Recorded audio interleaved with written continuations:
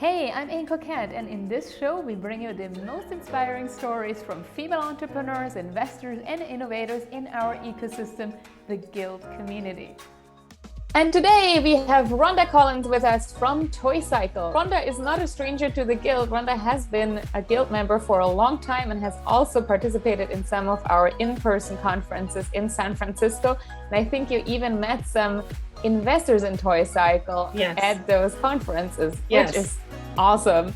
So now, first of all, I want to introduce you and ask, what inspired you to found Toycycle, and what is it? What is Toycycle? Toycycle is a next-gen resale marketplace for all the products of early childhood, toys, clothing, and baby gear. And I got started because I had kids, and actually I had twins. So I was a mom dealing with that just massive influx of products times two. So it was really impactful in my home. Of course, I did not actually found Toycycle right after having twins. It took a number of years, but it was really just that, all of that gear coming and going, and so much of it that was useful for just such a finite and short of time, and then needing to, move that out and bring something else in. It felt really overwhelming and burdensome. And I wanted to, once I could sort of see clear of my own overwhelm with my kids, I wanted to solve that problem, for myself and for others. Yeah, and there's so many entrepreneurs, right, who experience that pain, and then they realize, okay, there needs to be a solution. They search for a solution. There's nothing, and then you came up with this amazing marketplace, which I have used myself, and I ordered products, and it's just fantastic to see products reused, and especially plastic products, right, that get handed down then as well through your platform. And so now, sometimes entrepreneurs who experience pain but don't necessarily have all the background in e-commerce, how did you get started, and how did your career path look before that? And was there anything there that you could actually take into that experience of becoming an entrepreneur? Or was it really just drinking from the fire hose and learning everything from scratch? Yeah, well, I am one of those entrepreneurs crazy enough to just switch gears later in life and do something entirely different, which I had never done before. But I do, I actually think, just philosophically speaking, everything that we do in life is generally going to have some meaning or use for us later in life. So I was a documentary filmmaker and editor prior to founding Toycycle, and I think generally had an entrepreneurial spirit. When you're making documentary films, your thing that entrepreneurs do, you're taking something, you're starting from scratch, you're building a product for an audience, you're solving unbelievable numbers of problems over and over. You're iterating over and over again until you finally land on the product that's gonna work, that you then reveal to the world. So I feel like that problem-solving character that I have came to play in my founding of Toycycle, and many other types of skills. Budgeting, team, iteration, all of that, as I mentioned. Now, you had this idea and you wanted to start this two-sided marketplace. How did you get started? We actually started initially by trying to develop a local swap platform. I thought that it would make more sense for people to just be able to give stuff away for free and get stuff for free. And people seemed really enthusiastic about that as well, as we talked to people in the local area here in the San Francisco Bay Area. So we did that first. What happened, though, was only about 15 to 20% of the people who registered for that swap platform were actually engaged on it. And when we saw our customers, our users, over and over, what we heard is, I just don't have time. I really want to. I've got all of this stuff here. I haven't had time to take the pictures and list stuff. so that was when we realized, okay, well, we need to do that. We need to provide that service. And out of that came our concierge consignment service, where we actually come to your door and pick up your stuff. And then later on, you can ship in a box or ship in a bag at this point. But families, this is what works for families, right? Because everyone's overwhelmed, and there's the will, but there's not the way. So we provide that service, and now we've got many consigners in the San Francisco Bay Area, and demand increasing all the time. That's amazing. And it's such a good example of, having some sort of an idea what the business should look like, and then putting it out there, and then really listening to your users and hearing like, okay, it's too much time and we're overwhelmed, and that's your target customer and the persona that you market to, right? And then the business model changed with it, right? So that's a really great story. I love that, because we teach that in the Guild Academy all the time, right? Like, put something out there and see what the reaction is, because you will not find out in surveys or even in user interviews what that actually looks like for a busy mom or dad listing those items. Now, you have a two-sided marketplace, right? So you have to have the demand and also the supply. How do you balance that, and what did you learn on that journey? Because doing a two-sided marketplace is probably one of the most difficult or challenging startups you can start.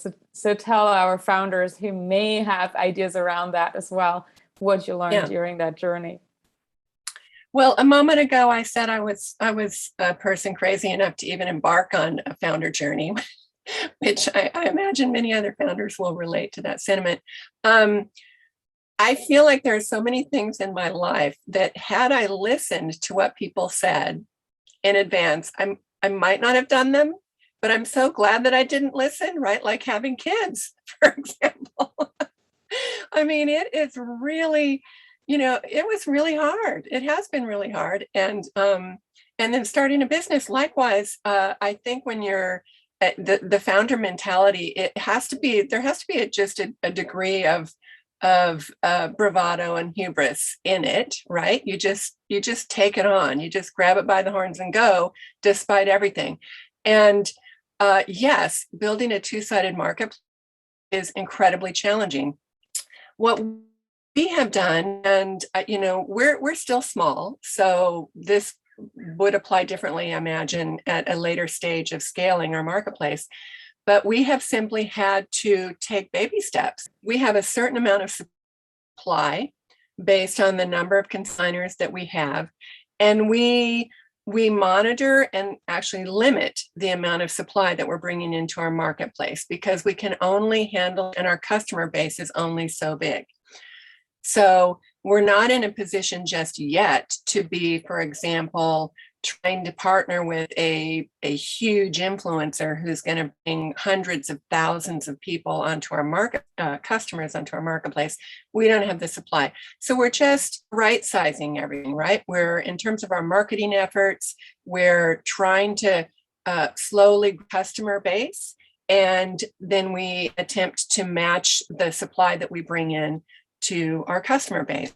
I assume that that's what we will continue to do as we grow and scale.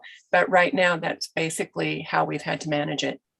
So it's a little counterintuitive and awkward to be putting the brakes on one side or the other. But, that's what we've had to do. Yeah, that's fascinating. And I think a lot of marketplaces are successful because you balance demand and supply in a great way.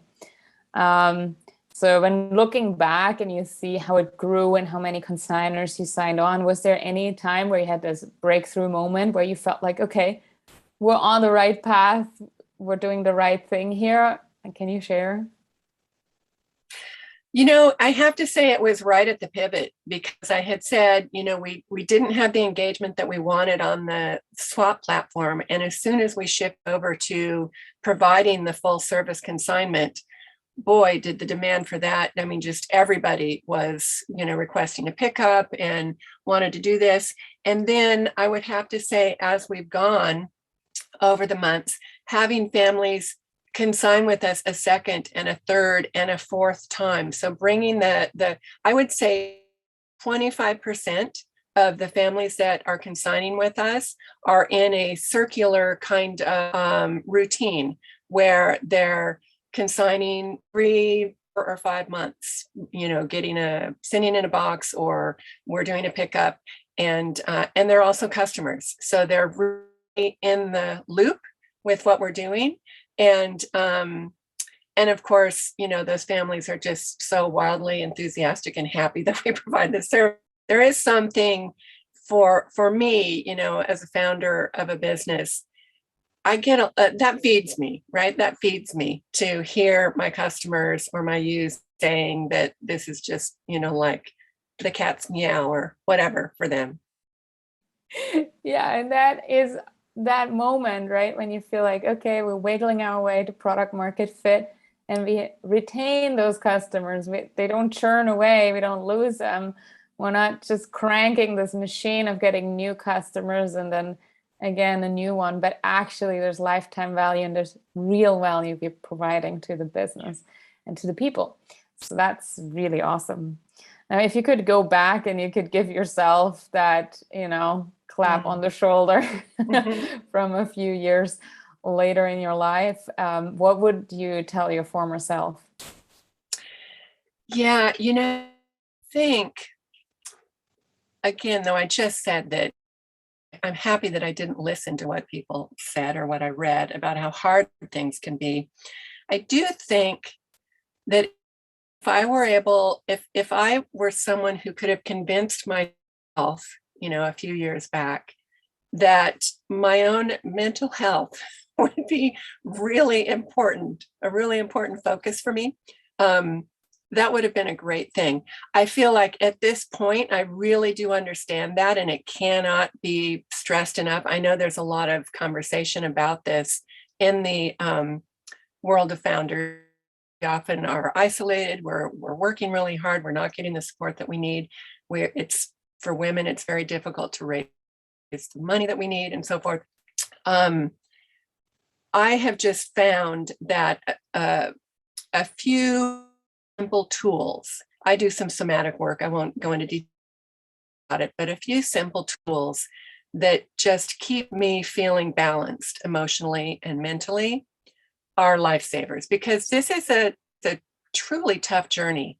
It is truly, it's all of the cliches. It's a roller coaster. It's ups and downs. And when I began to see that on a day-to-day basis, how the business was going was just permeating my entire life and my relationship with my spouse and my children and everything. So if I had a great day, things were great. But if we had a down day or a setback, I was a grump and just not a very good mommy.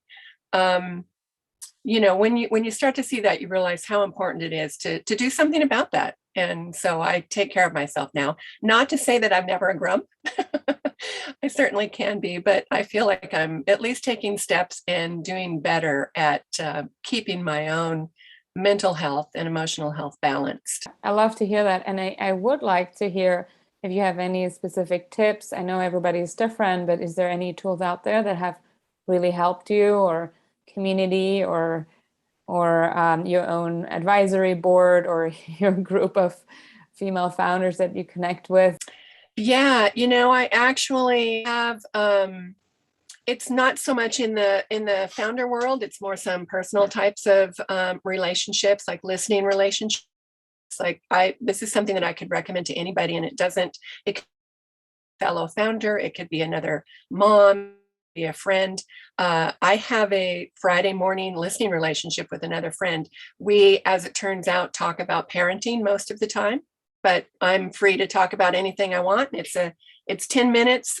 I talk, she talks. There's no, crosstalk. It's just kind of whatever's on my chest, whatever, and like I need to get out there and to a really good listener.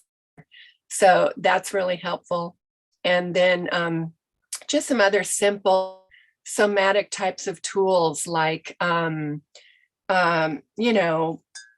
looking around at my environment, being physically present in my body and physically present in my environment, and not allowing everything to always just be churning in my head, right? So those have been really helpful too. I think you can probably just Google something and you'll find a few of those exercises or tips.